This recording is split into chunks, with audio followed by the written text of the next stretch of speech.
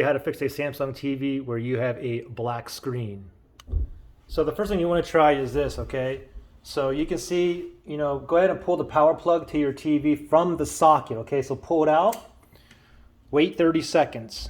After 30 seconds, plug it back in, and then go ahead and turn your TV on and see if it works. If not, we're gonna go to the next step.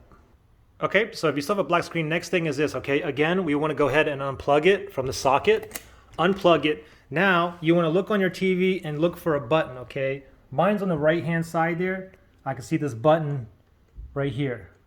Okay, yours my other Samsung TVs have it in the middle. Yours may be on the left side. Anyway, mine is here on the right side. Now, with it unplugged, what I'm gonna do is press and hold this button, okay? So I'm gonna go ahead and press and hold. And you wanna keep holding this button for about 1 minute, okay? While everything is off, it is unplugged, keep holding for 1 minute.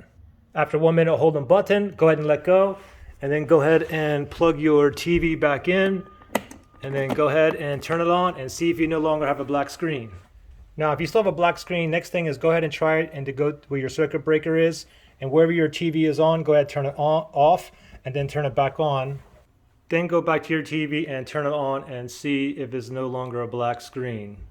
Now, if you still have a black screen, then what I would suggest, start off on step 1, doesn't work, do step 2, step 3. Try every single step at least like 5 times. And if you get tried it at least 5 times, most of you guys are going to have a working screen now. Okay? Good luck, guys.